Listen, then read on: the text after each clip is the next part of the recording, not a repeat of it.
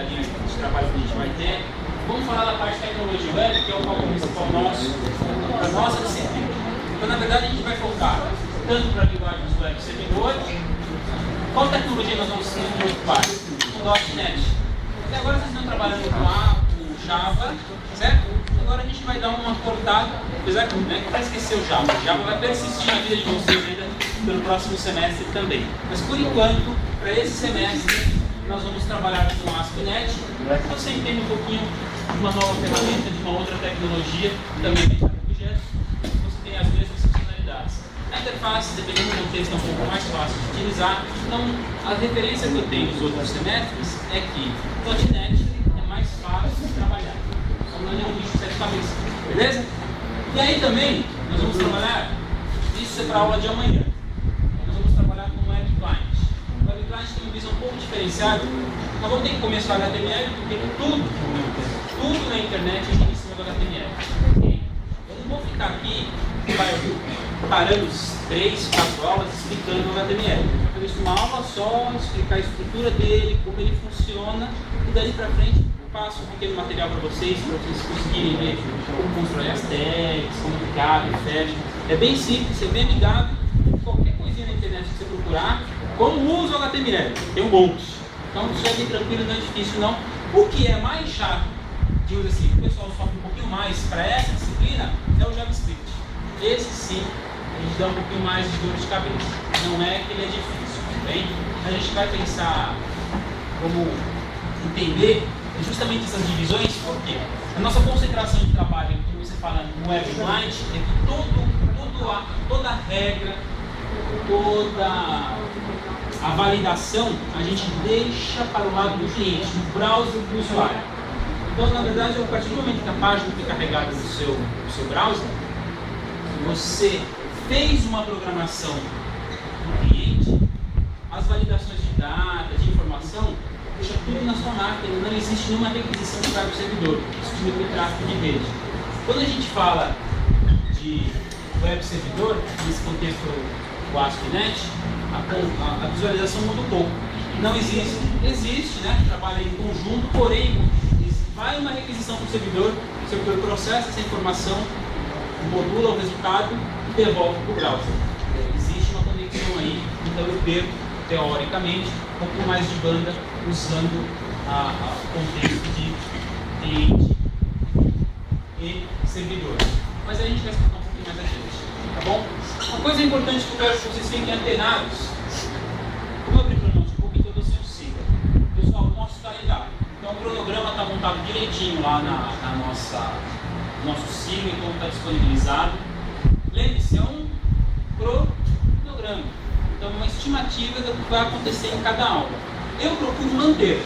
Eu procuro seguir, olha, hoje é sobre esse assunto, eu procuro manter. Porém, a gente pode adiantar ou atrasar uma aula em relação aos seus conteúdos.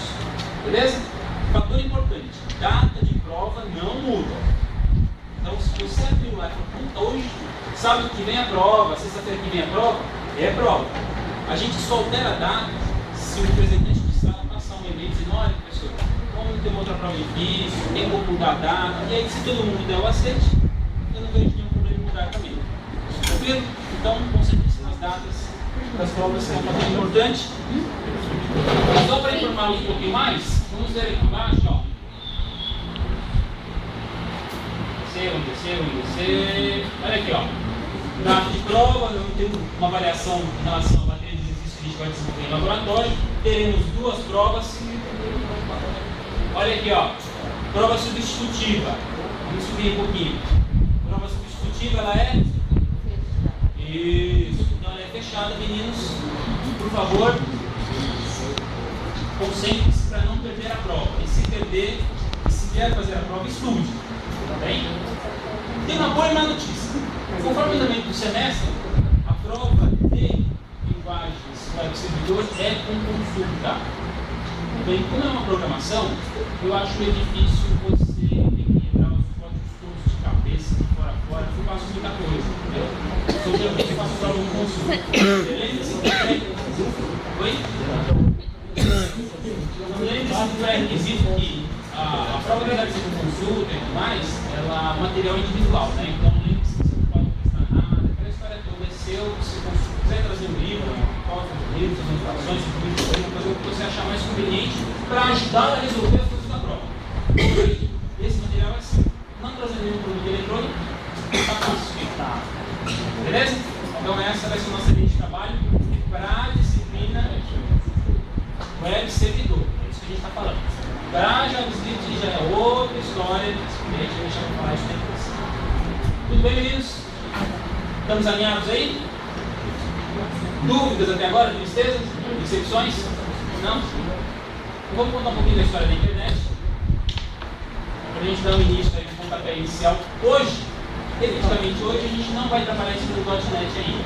Tá? Não, teórico, talvez explicar um pouquinho da evolução, aquelas coisas como progredir. Amanhã, que é a nossa aula prática dessa disciplina, aí a gente faz uma introdução em cima da ferramenta .NET, como abrir, como carregar, fazer nosso caminho, autonomia. E aí nas outras aulas eu explico um pouquinho mais o contexto de como as coisas funcionam, o runtime dele, quais são os objetos que existem, o API, como é que a coisa é estruturada. Ok? Tranquilo até aí? Tá fácil, né? A gente vai falar um pouquinho hoje dessas tecnologias aqui, que é a Web, CGI, como Gateway Interface, acesso a banco de dados, JavaScript, que entra na nossa história, o ASP.NET e Java, e também, na verdade, tem a mesma possibilidade de trabalhar com a internet, assim como o ASP.NET. Bem? O que veio evoluir? Com certeza da época de vocês, agora de vocês não, mas pelo menos na minha época, antes de começar, vocês são novos, antes de começar a internet, nós chamamos de BBS. Né? Então, nossa, isso é velho, hein? Viu só? Na verdade, a BBS você fazia uma conexão por meio de escada e era tudo textual. Tendo uma tela textual, você escolhia de menuzinho lá, opção 1, opção 2, opção 3. Opção 1 era aqui, opção 2 era e-mail. Era bem nada gráfico, e até mesmo porque a gente não tinha banda larga para utilizar. Então, era tudo para você disseminar informação, em comunidade. E aí, com a ajuda da internet, aí ela veio matar uma série de problemas que a gente tinha, com problema de bugs, os e-mails deram solucionar muito dos nossos problemas. Correio, agora quem escreve carta ainda de correio? Ninguém mais escreve carta de correio, na verdade? Você só usa o correio para o quê? Disponibilizar ou despachar produtos. Para você ter uma logística para você, né? O SEDEX é um entregador, né? O correio passa a ser um entregador para você. Você não usa mais o correio como ferramenta para disponibilizar informação. Você mandava uma carta para sua tia, mandava uma carta para o seu pai, uma coisa assim, né? Hoje, até cartão de Natal você manda pela internet. Você baixa alguma coisa e manda um cartão de Natal. Não, achei estranho porque semana passada eu tinha que mandar uma carta, mas eu tinha que fazer a mão. Eu achei estranho ter que preencher a carta quando correr. Você vê como é difícil, realmente ajuda bastante. Bom, a internet, para ficar um pouco mais claro, www, World Wide Web, né? Ela é a composição de várias mídias, que é a parte textual, a parte visual de vídeo, né? E a parte de áudio também. Então a sua composição são esses três meios de comunicação que compõem a internet como um todo.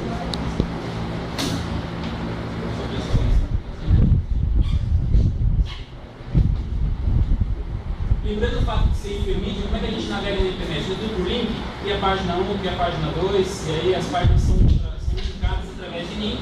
Esses links são códigos HTML, esses códigos HTML são simples de montar e a gente depois faz um exemplo na próxima aula, ensinando um pouquinho do HTML, mas esses são arquivos soltos, ou feito em ASP.NET, ou feito em JavaScript, ou feito em Java, mas são arquivos soltos, eles só têm links através do quê? Dos hiperlinks aí, que é utilizado no .NET. Porque agora, a gente vai utilizar o quê? Vai fazer o código de Java, de novas. Coisa que a gente faz tudo bloco de não. Prova é sem consulta, tem que fazer na raça.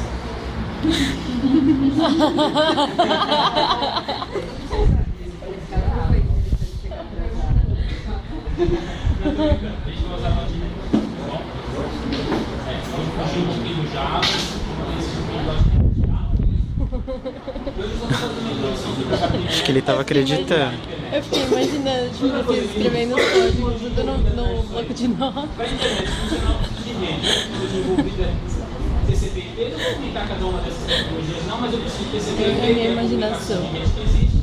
Vai ter um cliente servidor, apesar de ser web, precisa ter um cliente servidor, tem um servidor de web.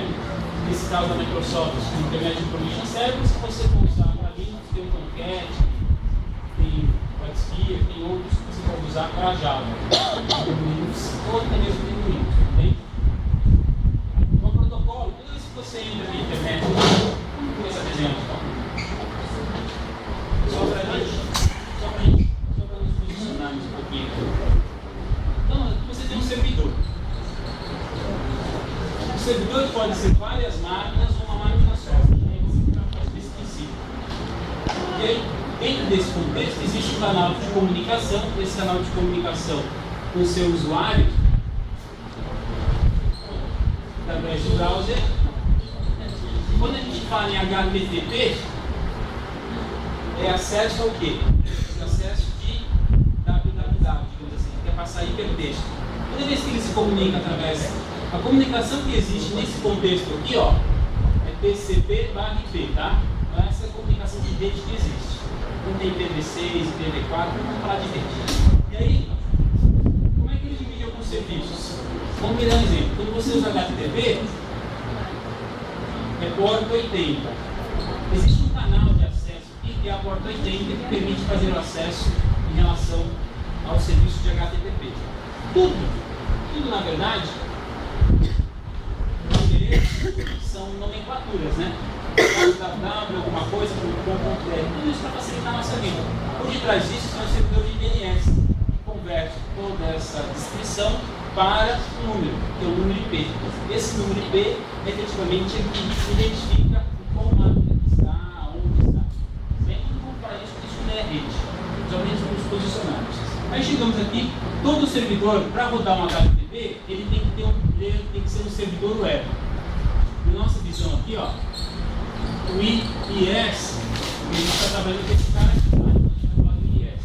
É o Internet Information Service, é da Microsoft. Então já vem embutido para o servidor da Microsoft, o IIS. Quando a gente instala o .NET, já vem no pacotinho de instalação do IIS na sua máquina, para poder emular e poder fazer as execuções. Tá bom? Existem outros serviços, com certeza você deve ter encontrado na sua máquina, lá quando você instala o Office, o Outlook. Lembra do Outlook? Isso. Muitos de nós usamos o webmail. Teoricamente faz a mesma função do Outlook. Quando tem o Outlook instalado na minha máquina e eu crio algumas contas, existem dois canais de acesso, que é o servidor POP e o servidor SMTP. O servidor POP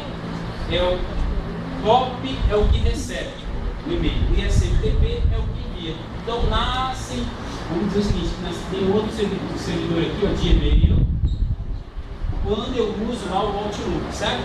E aí ele precisa do SMTP e precisa do servidor POP3. Olha, as portas de cabeça eu não vou lembrar.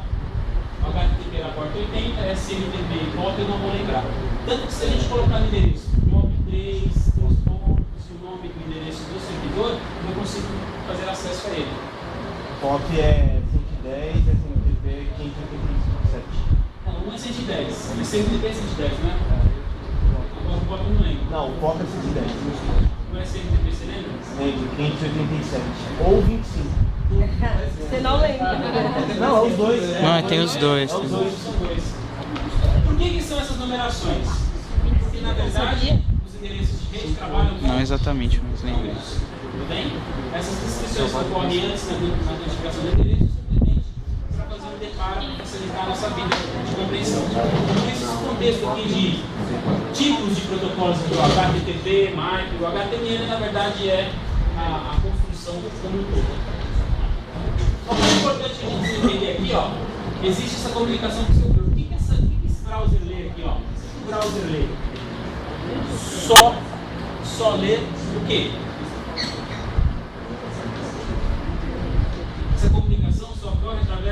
gente só recebe, né?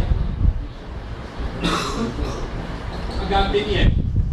Código HTML e códigos web cliente. Nesse caso, JavaScript também.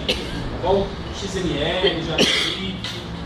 O Ajax é, na verdade, um JavaScript que permite interação com o servidor. Então ele recebe isso. Não adianta você programar, eu fiz desenvolvi em .NET, desenvolvi em Java. Ótimo. Compilou, rodou as coisas aqui. Quando o servidor se comunicou com o browser do usuário, o que o browser do usuário recebeu? HTML.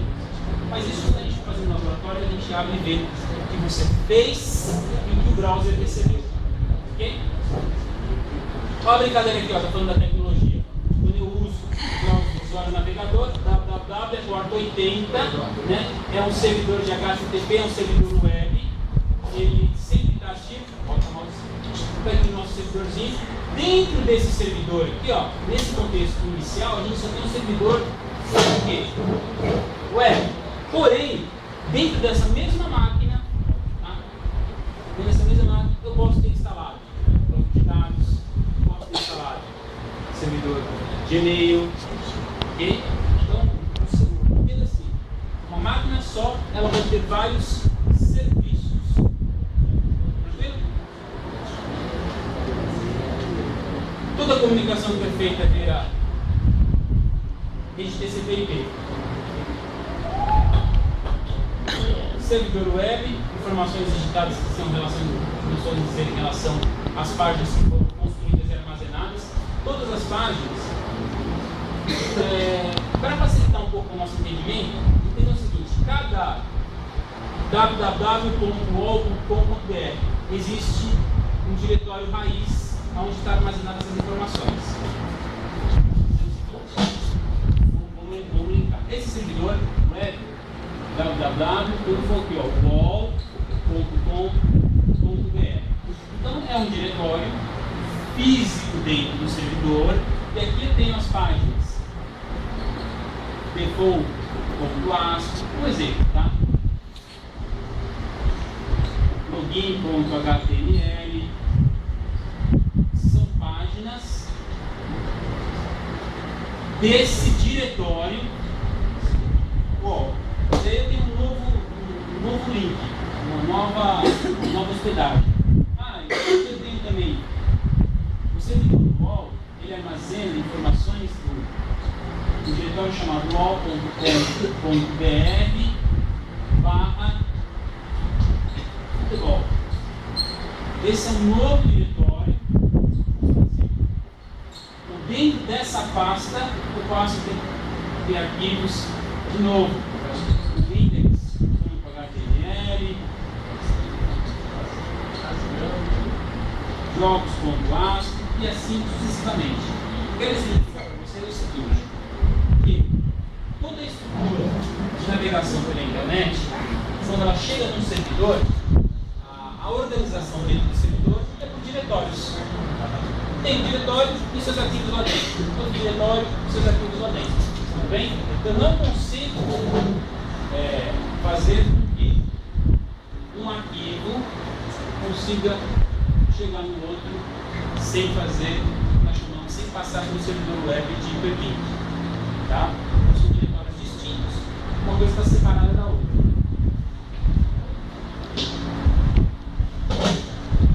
Noção de intranet e extranet. O que significa uma extranet mesmo? Bom, internet todos nós sabemos. E intranet?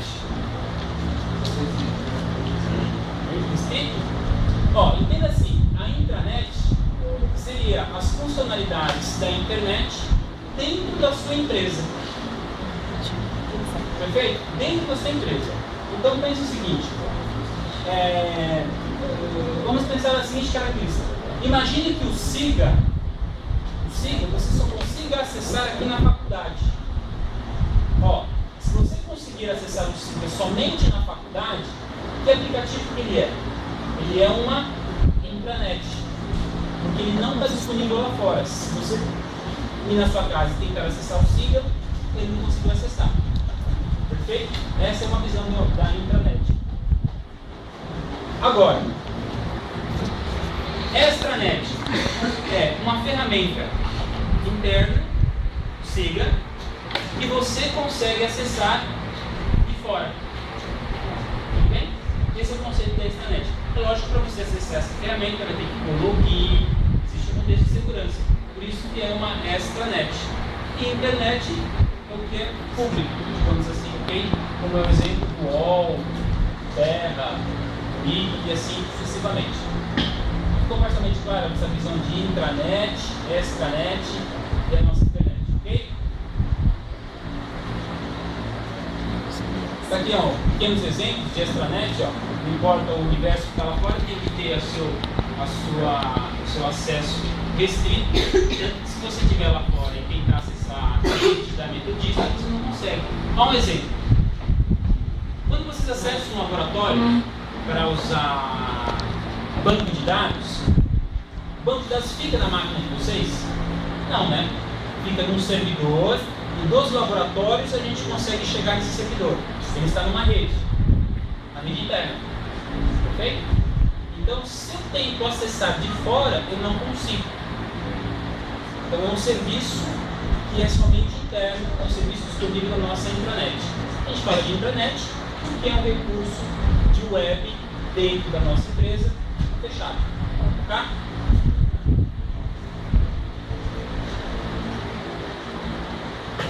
Tipos de publicações, já por estático e dinâmico, eu já comentei. Relações bancárias também, comerciais, isso aí a gente já faz no nosso dia a dia. O que é uma página dinâmica e uma página estática? Alguém pode dar um exemplo de algo estático aí?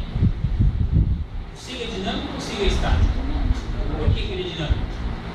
Que eu consigo alterar as informações Porque dentro. ele interage com você. Não é assim?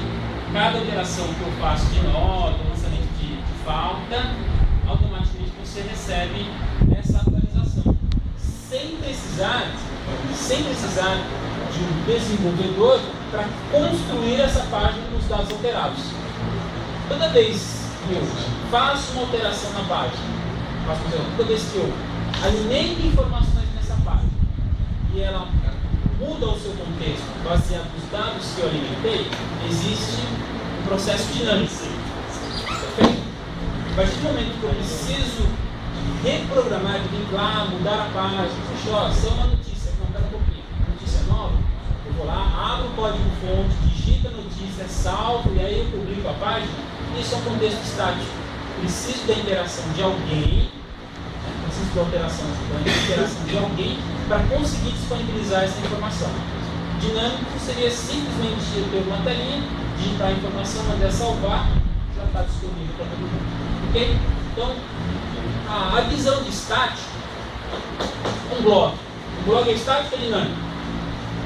Dinâmico. O blog dele estava paradinho, mas ele foi lá, preencheu algumas ocasiões a mais, já atualizou e está disponível para todo mundo. Ele não precisou reprogramar. A visão de estático era um contexto mais inicial da internet. Nós começamos a trabalhar com HTML. Tá? Então, no começo da internet, sim, era uma visão, a construção das páginas era estática. Você entrava na internet e você só tinha o que nós chamamos da página principal da instituição, página institucional. Olha, eu sou empresa tal, meu telefone de contato é esse. Lembram disso? Uma situação dessa? Você entra numa determinada página, está lá. Somos empresa tal, temos tais serviços, nosso telefone de contato. Ponto. Nessa página não rola nenhuma interação a mais. Isso era no começo da internet, um pouco de tempo atrás. Bons tempos? Bom, e por que a internet virou esse boom tão grande, né? Por que ela explodiu dentro desse contexto? Eu preciso pagar para ter internet? A tecnologia internet ela é disponível, certo?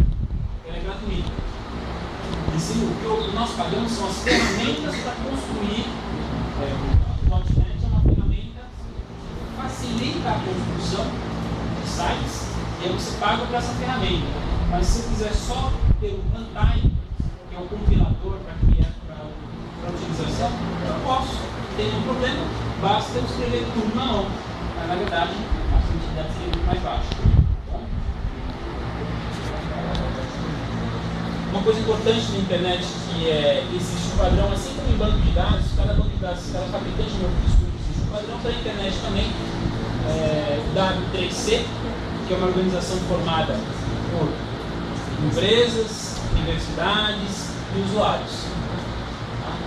Esse W3C ele determina padrões que a internet deve seguir para não ter tanta incompatibilidade entre lançamentos de novas ferramentas. Eles mantêm essa linha de trabalho para sempre existir a evolução, porém mantendo um padrão de tecnologia. Tá bom? Falei aqui de páginas estáticas, falei de páginas dinâmicas, integração com base de dados existente, páginas HTML, aqui Aí mudou um pouquinho nosso contexto. Servidor web, dentro desse nosso servidor web, eu comentei com vocês, eu posso ter vários servidores, vários serviços disponíveis que interagem com o meu servidor. Um exemplo disso é banco. A aplicação bancária em si, todo o seu core business, digamos assim, né? A sua essência de informação fica no mainframe. Tem um outro banco só que é abaixo da plataforma, vocês têm que da plataforma. E aí, como é que eu vou conseguir trazer algo do mainframe, que é uma tecnologia antiga, digamos assim, para a internet, que é uma tecnologia nova? Eu faço todo o desenvolvimento para a web embaixo da plataforma e estabeleço uma conexão com o meu servidor de mainframe para viabilizar as informações que estão armazenadas numa outra plataforma.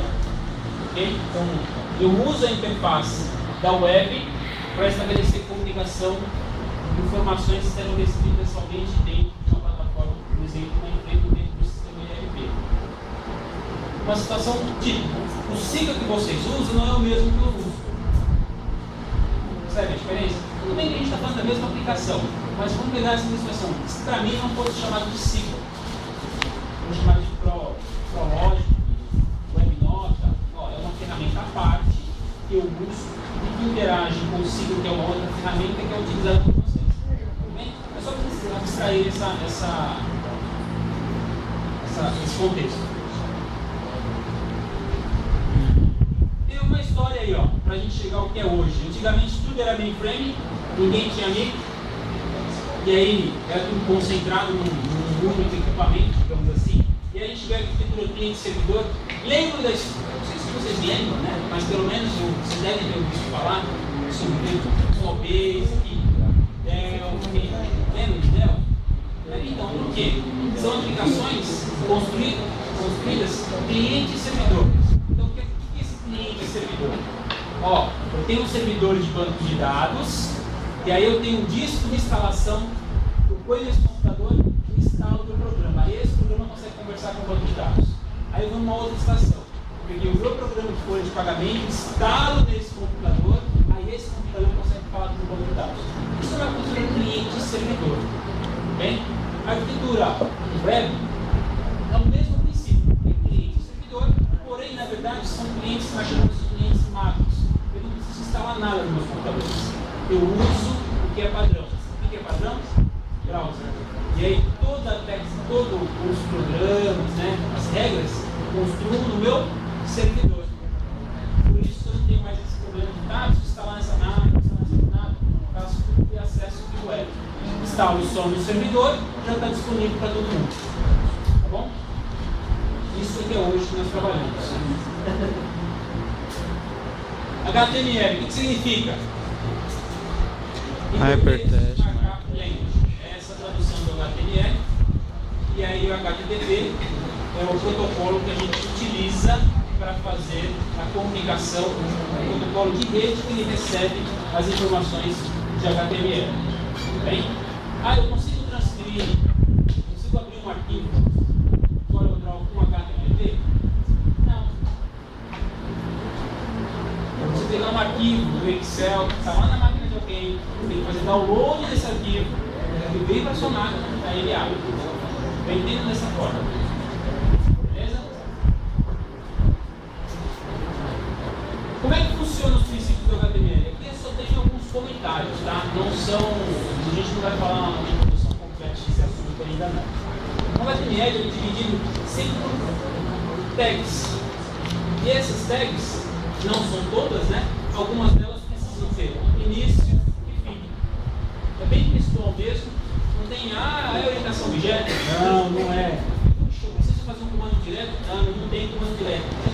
tags. Okay? Então ela é bem amigável de se utilizar, mas ela é sempre interpretada no browser do usuário, não precisa instalar nada. Salvou na sua máquina como HTML ou .html e depois browserado.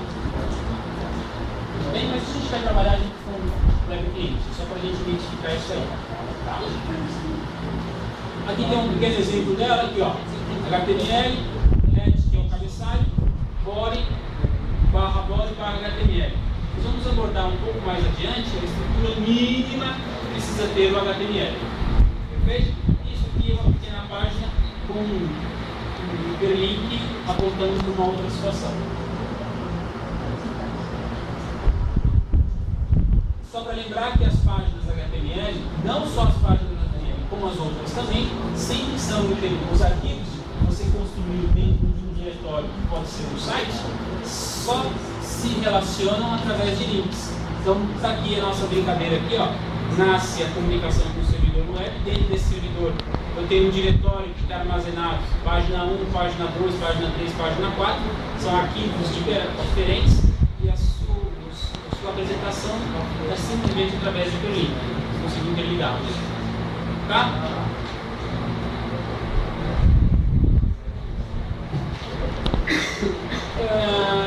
Esse aqui agora é do... Tá?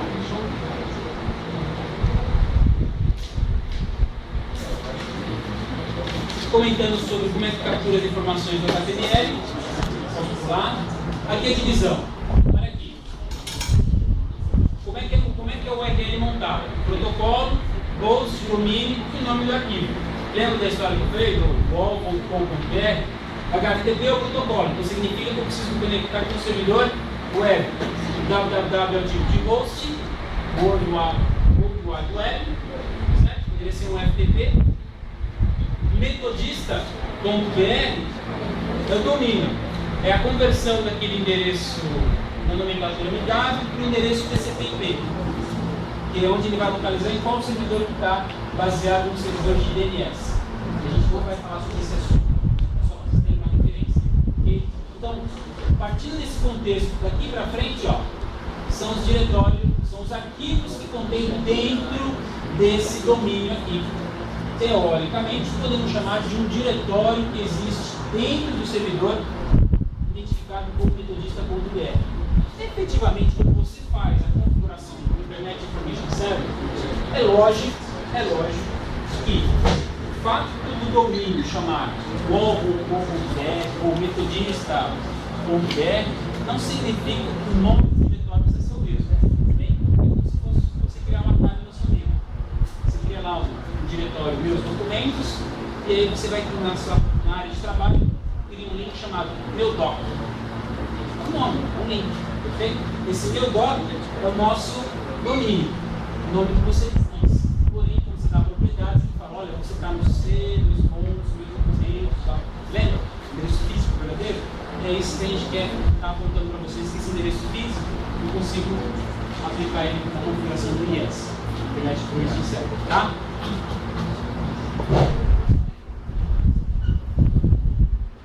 Olha aqui, ó. Olha a brincadeira que a gente fez aqui, ó. Metodista.br. Então ele conseguiu identificar o servidor e passou dentro do site da Metodista, que é a página home principal. Bem, lembra da historinha aqui de trás, o index.html? Desse cara aqui. Então, eu construí, localizou essa raiz da informação e aí tem as suas páginas, que são os seus arquivos dentro desse diretório. Tudo isso aqui é arquivo, ó. Arquivo e arquivo. Eles se relacionam através de link. Clique no link e abre o arquivo. Clique no link e assim sucessivamente. Nem sempre você consegue visualizar aqui. Nem sempre você visualiza aqui, ó. Tá vendo? Eu posso ir navegando e em algumas situações não me aparece o nome do arquivo, o diretório que eu estou navegando aqui, nem um arquivo, tá bom? Isso eu consigo bloquear. A gente vai entender um pouquinho mais lá na frente quando a gente usa o método get post para esconder as informações. Vou voltar para cá.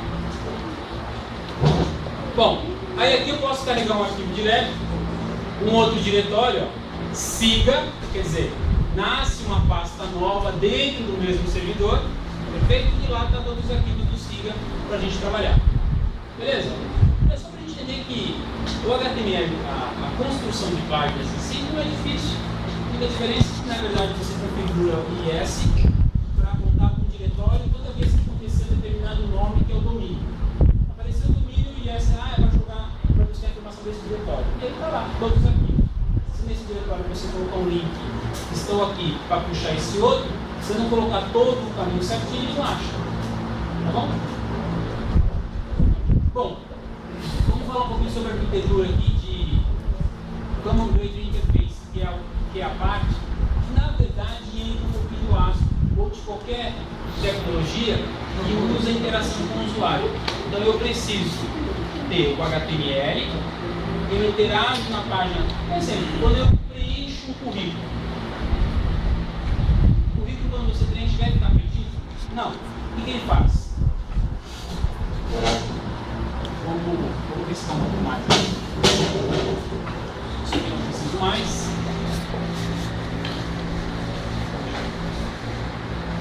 Isso aqui.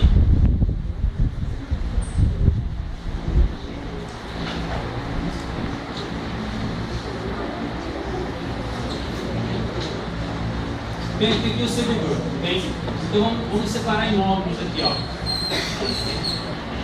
IS. Aí aqui eu tenho um módulo ASP.NET. Aqui eu tenho um módulo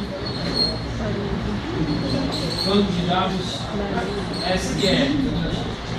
São serviços, são softwares que estão instalados. Podemos ter uma única máquina, pode ter máquinas separadas, não faz, tudo bem? Mas são serviços instalados aí. O browser do meu usuário tem justamente isso aqui, ó. Nome, cargo, salário. Enviar.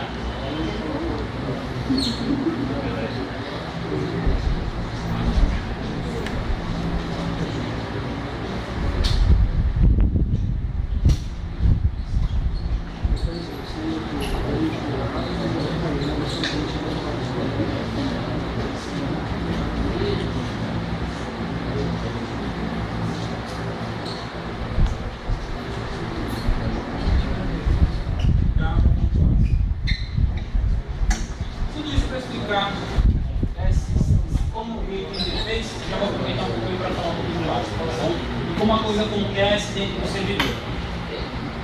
Tá aqui, você fez uma pagininha HTML, foi lá no servidor, a página existe aqui, ó. O IS tem um diretório chamado www.root,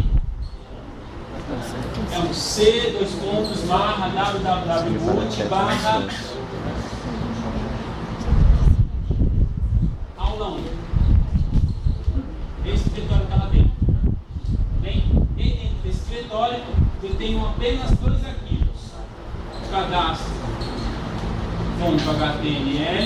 e tem um arquivo chamado grava.asp.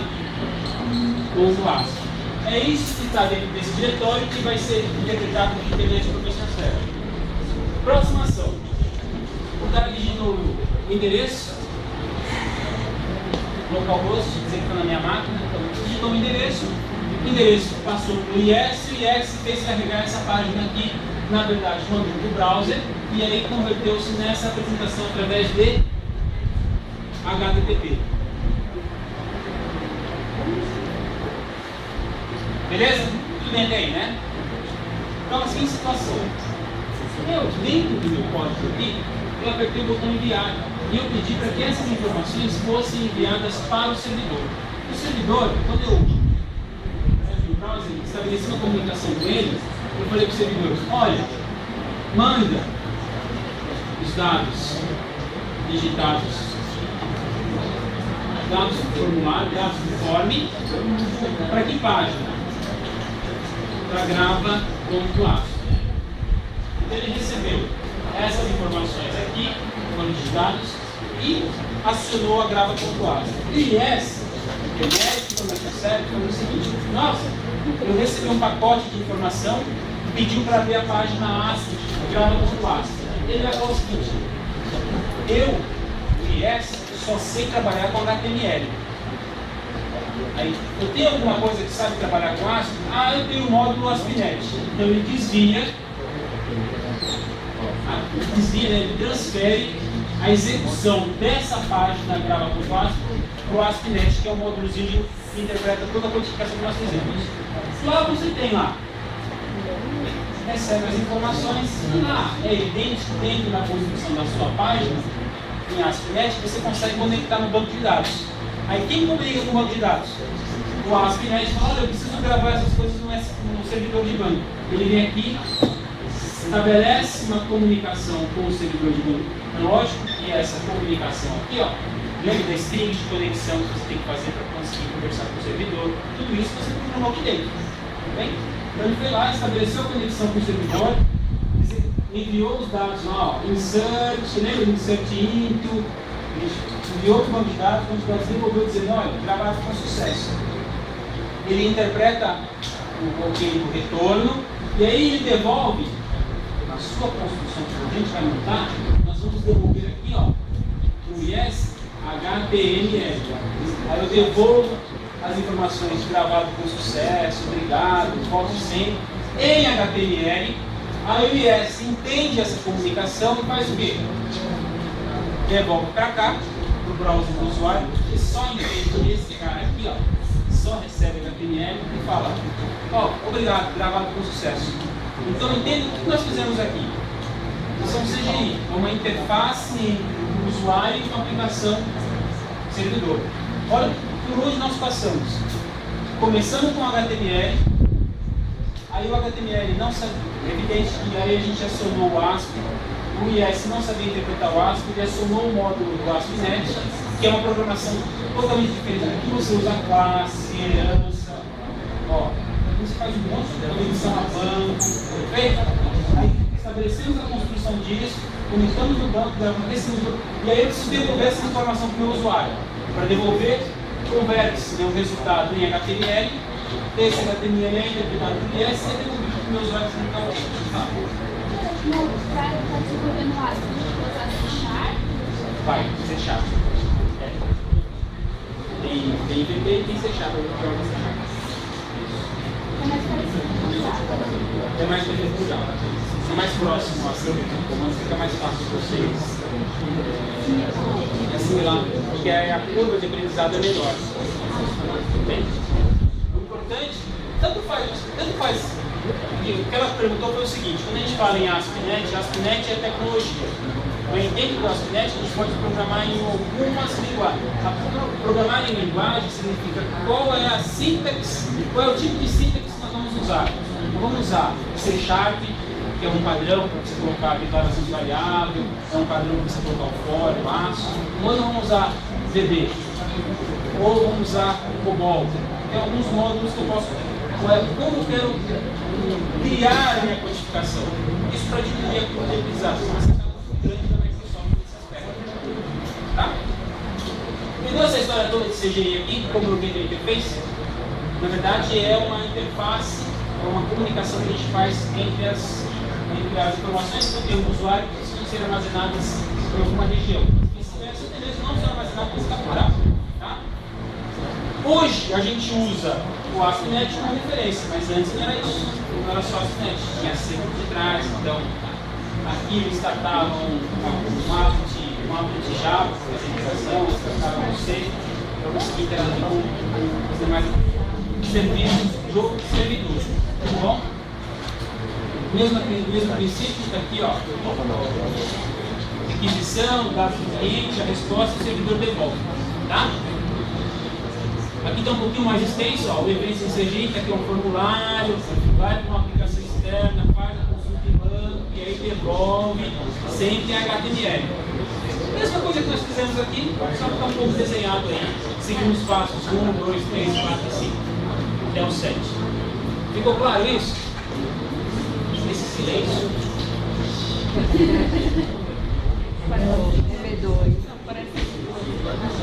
Mesma coisa. PostGet. Qual é a diferença do método PostGet? Vamos falar desse aqui. esse cara é importante para a gente visualizar. Deixa eu fazer o seguinte. Não, vou deixar para vocês fazerem em casa. Quando você navega no Google,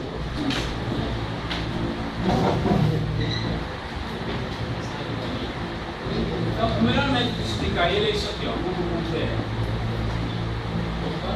Vou migrar de novo aqui. Só para vocês entenderem. Está vendo o link aqui em cima? Perfeito? Eu vou vir aqui e vou fazer o seguinte. Futebol. Ao vivo. Estou indo. Olha o que aconteceu aqui em cima. Olha o URL que aconteceu aqui em cima. Ó. Está vendo isso aqui? Ele tem. Agora vamos começar a falar o seguinte. Ó. Existe uma palavrinha, uma página chamada Source, dentro desse diretório Google. E aí ela recebe como informações uma variável chamada HL, cujo conteúdo é pt-br, mais uma outra variável chamada source, cujo conteúdo é HP, mais uma outra variável chamada Q, cujo conteúdo era esse aqui, ó. O que? Agora eu já consegui entender, ó. O que? Olha o que tem. Futebol ao vivo, né? Vamos mudar? Vamos voltar. Significa que essa caixinha aqui, ó, é uma caixa. Todo objeto que a gente vai ter, todo objeto que nós vamos criar no HTML, ele tem que receber o nome. Entenda assim. Okay? Principalmente isso de formulário, porque é um objeto que recebe um nome, teoricamente vira uma variável quando a gente manda para outro lugar. E aí vem o conteúdo junto.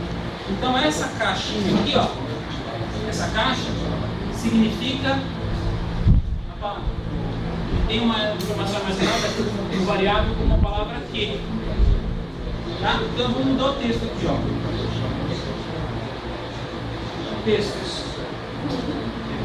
Você vai ver com o que de novo aqui em cima, ó, que é igual a palavra textos. Ok? Ótimo. Percebe que a situação mudou aqui em cima, né? Eu passei a enxergar as variáveis, que são os objetos que armazenaram a informação, nem sempre.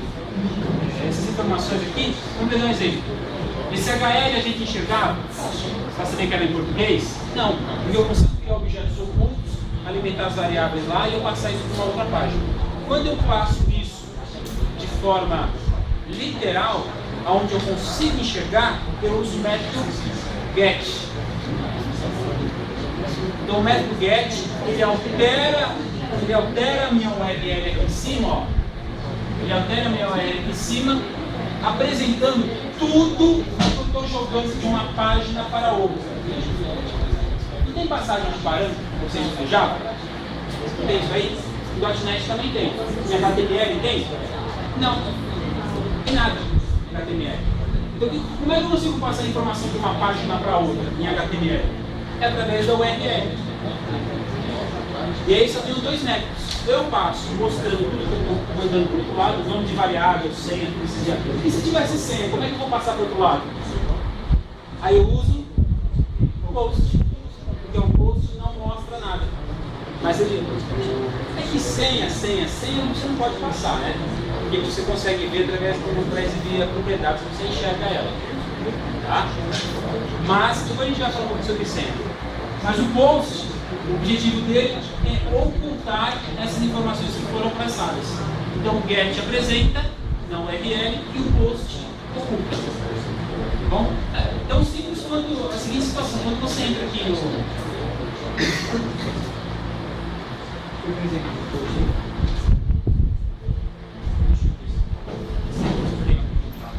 GET post. Vou fazer esse cara aqui, ó.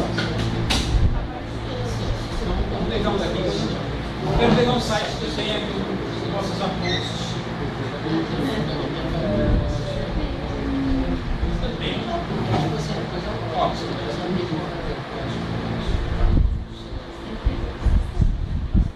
Estou vendo o link, certo? Vamos lá. Isso aqui, o que foi isso aqui em cima? Ó, ele me redirecionou para uma outra URL, tá vendo aqui, ó? E aí me mostrou a página e passou a passar um monte de variável, valor da variável, tá vendo aqui? Variável mais valor de variável, perfeito? Então, que método que ele usou aqui? O método get. Vamos continuar.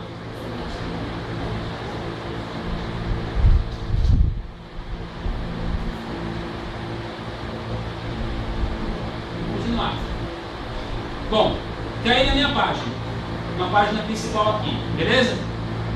Vamos prestar atenção na URL. Aqui é o nome da página que eu entrei, que é a página que ele executou no momento agora. Então eu vou dar um perfil para mim aqui, ok? Ó, troquei de página de novo. Lembra que na primeira página eu não tive que escolher alguma coisa? Apareceu o que eu escolhi? Eu usou o método. Exatamente. Percebe? Então o método post oculta toda a passagem de parâmetro. Eu vou abrir de novo, só para vocês entenderem o que aconteceu. Ó, aqui é um formulário e só tem um texto que eu tenho que escolher aqui. Ó. Então eu escolhi alguma coisa. Então eu dou OK. É isso aqui, ó. Eu fiz alguma. Eu tenho uma informação. Eu dou OK. Vai enviar para uma outra página. O que eu escolhi não vai aparecer aqui em cima. Por quê? Porque eu estou usando o método post para passar a informação. Ele ficou oculto.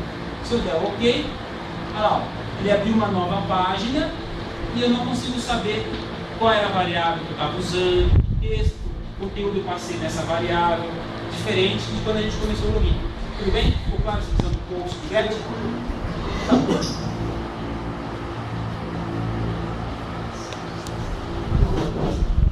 Voltar para cá.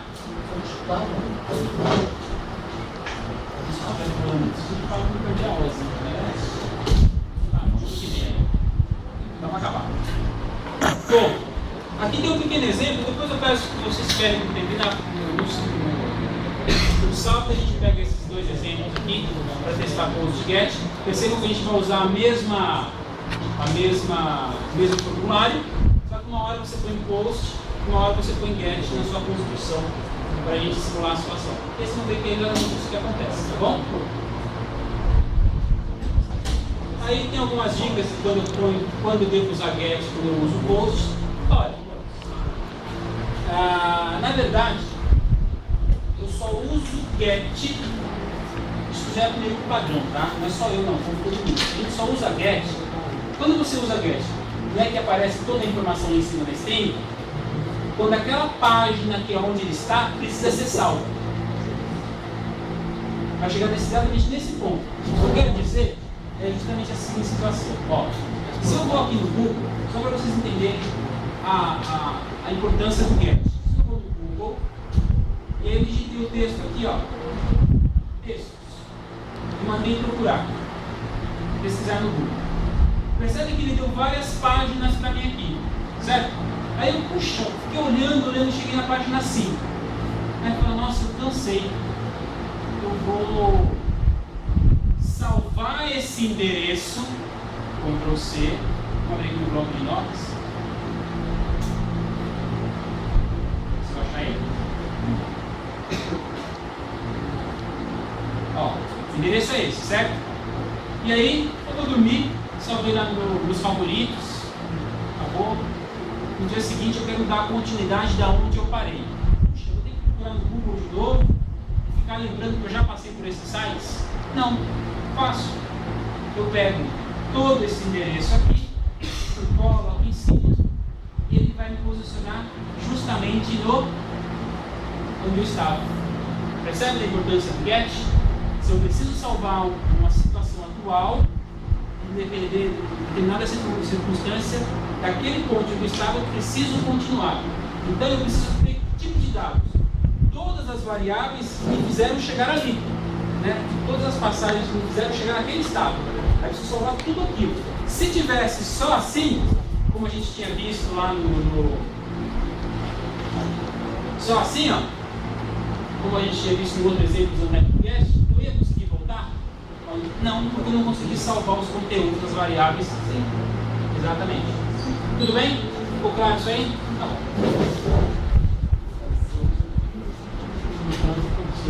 Então, hoje ele também me mostra porque você não pode salvar a página, uma página assim, falar.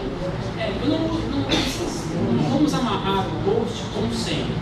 Bem? Mas também ajuda nisso, né? Sim.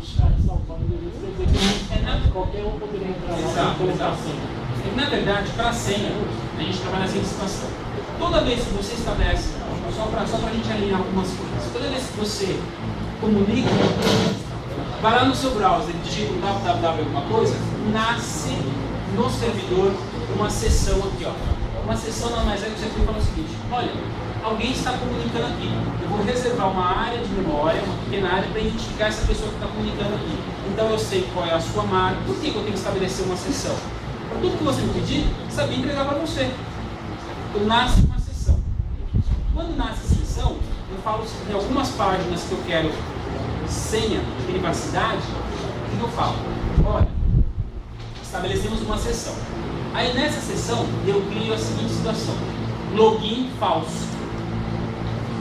Significa que você não fez login. E toda página que eu for abrir, mesmo que você salve uma página lá interna, a página vai abrir lá no início da página. O login está true? Não. Puxa, o cara não fez login. Então o que eu faço? Eu desvio o programa, minha página, para ele fazer o login. Exatamente. Então, onde eu sei isso aí? Na seção que você estabeleceu. Então, quando eu fecho o browser e abro de novo, o que acontece? Nasce uma nova seção. Mesmo que você tente abrir a página e olha na minha página, olha, o login está falso. Direciono você para fazer o login. É assim que a gente trabalha. Bem? São as sessões que nascem no servidor. Tá? Professor, essa matéria você não vai explicar sobre Cookie. O .NET não. Não vou ensinar. Se der tempo, eu ensino mais no finalzinho. Sabe por que a gente não mexe no cookie? Porque o IO está fechando.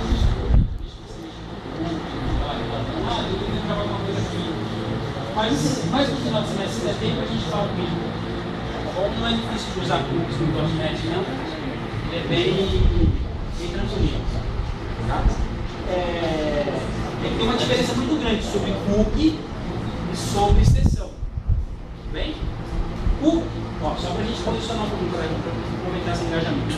Quando a gente fala de sessões, sessão que você cria, a sessão fica no servidor.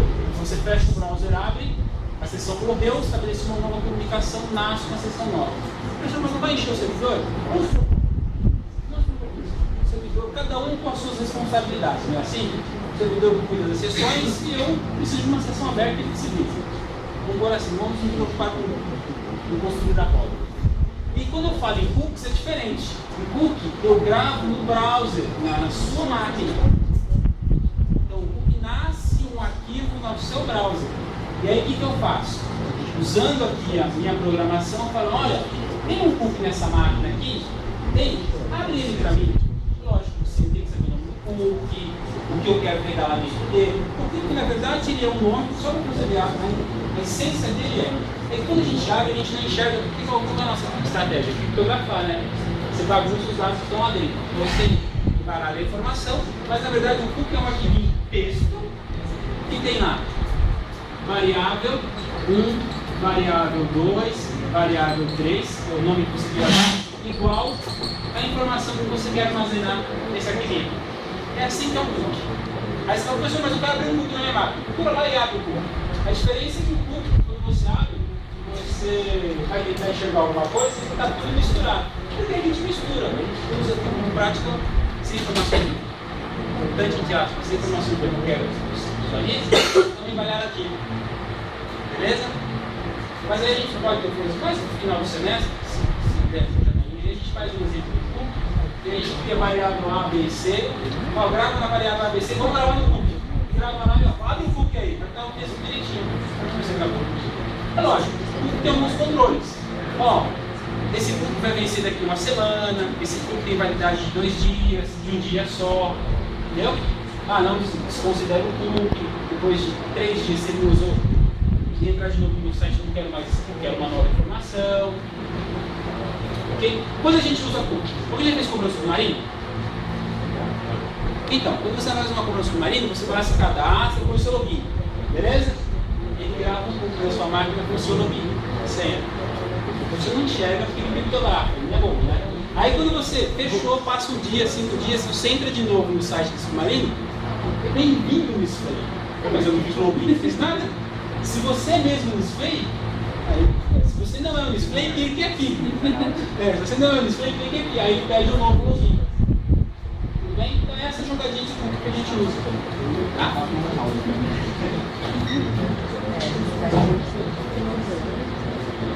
Bom, seja um banco de dados, já falei um pouquinho aqui do .NET, então não vou comentar de novo isso aí. Como a gente comenta no banco de dados, eu vou falar de .NET, da tecnologia .NET em si, tá bom? Isso é só para vocês fazerem um overview de internet, né? A construção de páginas dinâmicas envolve banco de dados também. Envio, captura, JavaScript. Olha lá, o browser recebe um código. Eu não vou abrir nenhum. Quando o browser recebe um código, esse código tem que envolver JavaScript e HTML. Só, ele só entende JavaScript ou VBScript, tá? E HTML, ele só entende isso. Até mesmo se você fizer em Flash, o que você precisa ter para poder rodar o Flash?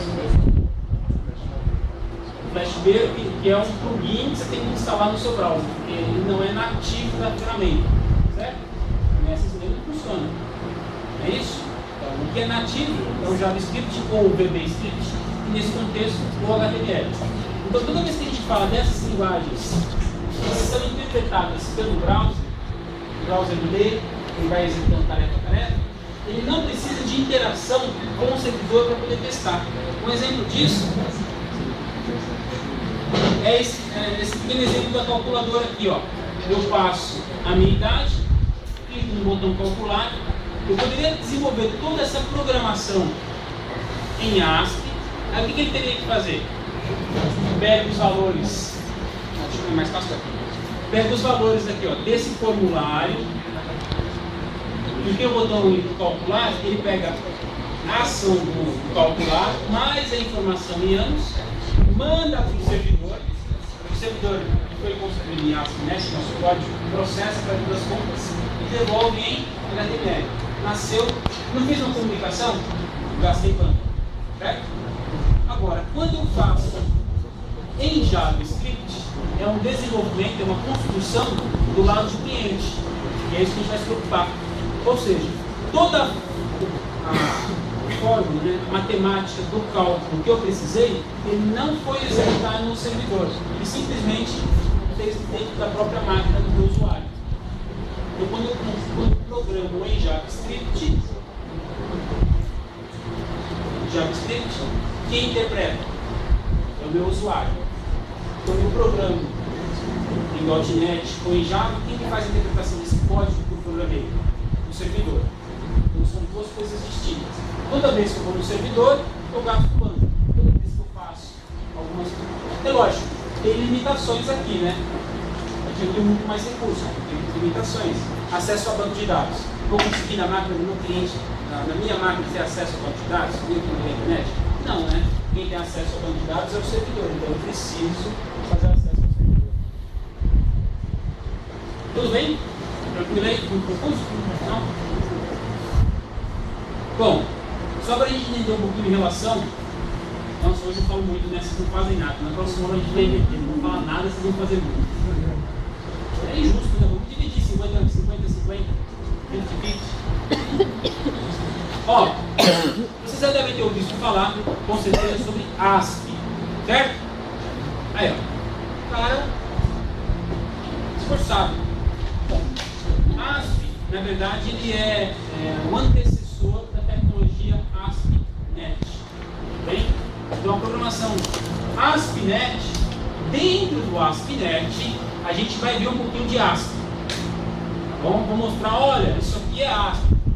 Toda vez que a gente fala alguma coisa de dentro do ASP.NET, que é um contexto mais antigo do ASP, eu mostro para vocês, olha, isso aqui é ASP.NET, isso aqui é do ASP.NET, isso aqui é do ASP. Tá bom? Então o ASP.NET, ele é o ASP foi teoricamente a base para o ASP.NET. Beleza? Application Server Page. Na verdade, a essência em si, o nome é Application Server Page. Bom, ASP era limitado, ASP.NET ele ganhou uma nova dimensão muito maior do ASP. Okay? Dá para fazer a mesma coisa nos dois? Dá.